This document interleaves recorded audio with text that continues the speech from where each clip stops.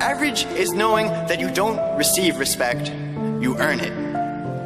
And you aren't given opportunity, you fight for it. And if anyone tries to tell you different, they're lying. Average is amazing. Next to Twinkies and Facebook, average is one of the greatest things in the world. And I know that today is supposed to be about celebrating our graduation from Binghamton, but we also need to celebrate the people around us, the people who helped shape us into who we are now. Today represents the beginning for all of us. And I encourage you, no, I implore you to say thank you. Thank your friends, your professors, your family, even thank your little sisters. And then celebrate the beginning together. As we look ahead into the future, do not forget the lessons of the past. Remember people that aspire to achieve greatness. But the ABCs of life, and once we've learned them, we should take them with us as we let our lives do the singing. We should take the A and accept the challenge. The B and believe in ourselves.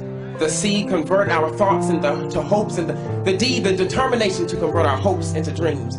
We should E, expect some obstacles on the way up. And F, fight while being faithful and finish the course. We should G, get God on our side. And H, have a Harvey model of leadership. We should I, inspire someone else. And J, take Jesus on our journey. We should K, keep on keeping on. And L, be a leader. We should M, make every day count. And N, never give up. We must O, overcome our obstacles. And P, put our best foot forward. We must Q, quit quitting. And R, run the race with patience. We must S, strive on, while T, trusting in the Lord. We should U, use our talents. And V, value our time. We should W, wait for understanding. And X, X-ray our own lifestyles. We should Y, yearn to achieve all that we seek. And Z, be zealous when reaching the top.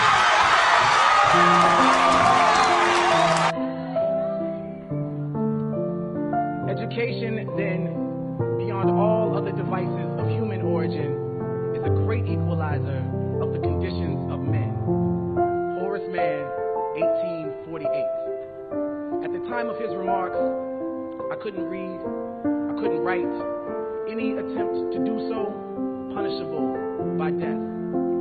For generations, we have known of knowledge's infinite power, yet somehow we have never questioned the keeper of the keys, the guardians of information. Unfortunately, I've seen more dividing and conquering in this order of operations, a heinous miscalculation of reality. For some, the only difference between a classroom and a plantation is time. How many times must we be made to feel like quotas, like tokens and coined phrases, diversity, inclusion? There are days I feel like one, like only, a lonely blossom in a briar patch of broken promises. But hey, I've always been a thorn in the side of injustice, disruptive, talkative, a distraction with a passion that transcends the confines of my own consciousness, beyond your curriculum, beyond your standards. With that in mind, I would like to start with a quote from rapper and philosopher Nicki Minaj. In her conveniently titled song, High School, she sings, anywhere, everywhere, baby, it's your world, ain't it? Baby, it's your world, ain't it? I could go on, but I digress. I realize I probably shouldn't be saying ain't at a celebration of the triumph of education. But that is my theme for today, ladies and gentlemen.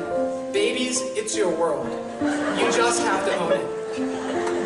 Being a graduate of Pineview High School means that you'll be left on your own to conquer the real world. It means there's no more hand-holding, no more living with mom and dad, no more wildly inappropriate PhD commentary, and sadly, no more nacho day. Graduating means using your Pineview education to be successful and to give back to the community that we have been so blessed to come from. Now I'm sure you're expecting a young, smart, charming individual like myself to give a sappy life speech about following your stars and reaching for the dreams. But let's be real, we all knew Erica Timmers would take care of that for me. Here it goes. I'll be quick because we all know that Luke Heinrich is dying to raise his hands and asks loads of irrelevant questions simply to annoy the audience. We're all guilty of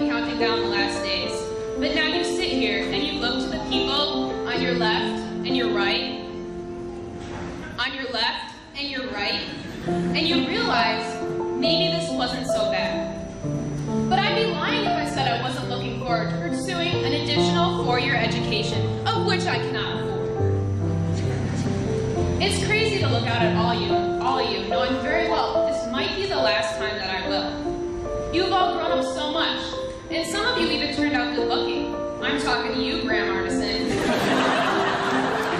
With veins pumping revolution, I am the strange fruit that grew too ripe for the poplar tree. I am a dream act, dream deferred, incarnate in a movement, an amalgam of memories America would care to forget. My past alone won't allow me to sit still, so my body, like my mind, cannot be contained. As educators, rather than raising your voices over the rustling of our chains, take them off, uncuff us, unencumbered by the lumbering weight of poverty and privilege, policy and ignorance. I was in the 7th grade when Miss Parker told me, Donovan, we could put all of your excess energy to good use.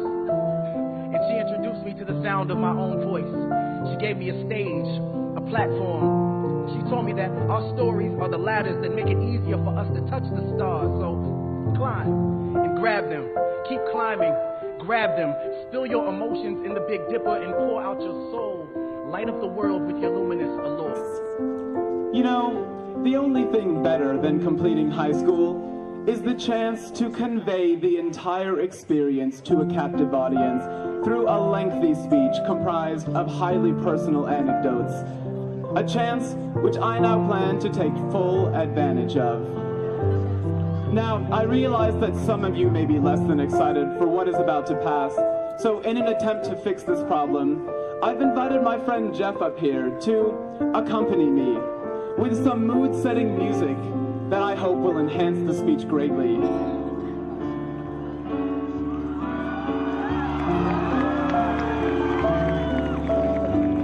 Relaxing, isn't it? Now this speech is designed to cater to exactly what you want to hear. And if you just relax and let this experience move you, you'll find that as soon as you're not interested in what I'm saying, your subconscious will automatically fade my voice gently out of your senses. Time will fly by for you, and you may even slip in and out of consciousness as you are left to relax with the soothing sounds of the keyboard. The world we live in is plagued with dangers. Ebola, ISIS, global warming, facial acne, and despite all the odds, we still managed to graduate. So let's give us a big round of applause.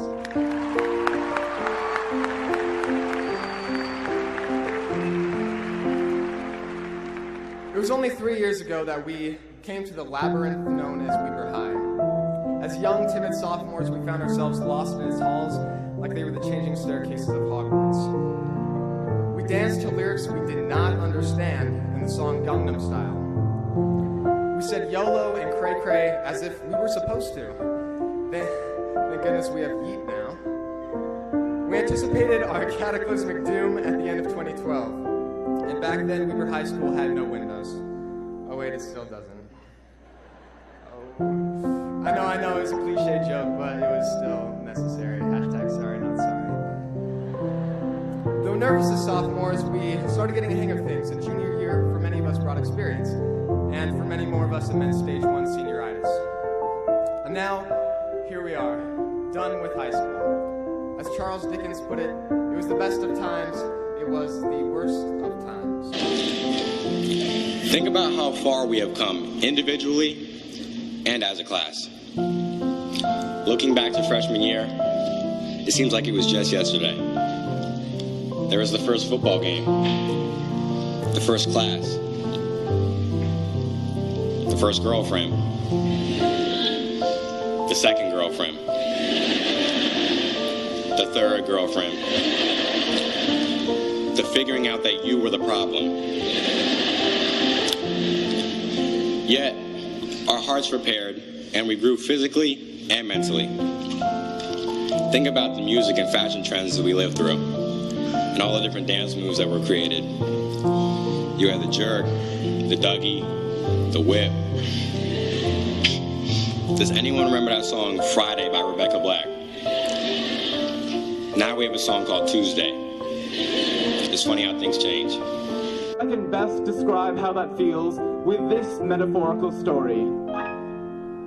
Let's say you're a single guy, and you decide it's time to start thinking about getting married. But you're still young, you don't want to rush into anything, so you spend years searching for the perfect girl. Every chance you get, you travel all over the country just to meet new people.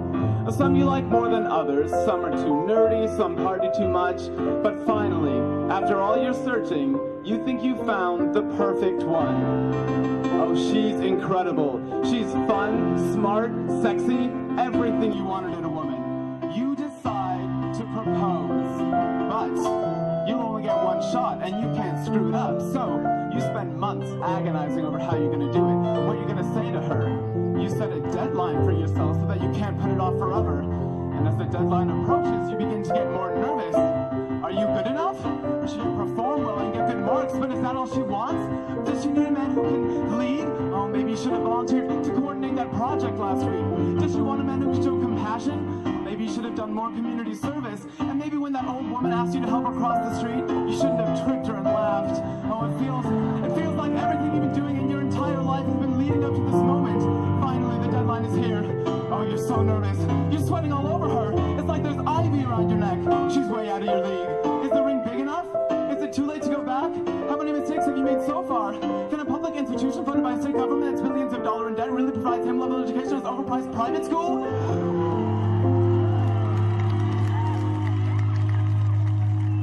And then it's over. You submitted your proposal, and there's nothing more you can do. And she looks at you, and she says, let me get back to you in like 4 months. That's pretty much what applying to college is like. And you know what sucks the most about it? She'll probably say no. But guess what you didn't tell her? You proposed to like hella backup chicks just in case she rejected you. And they're all begging you to come marry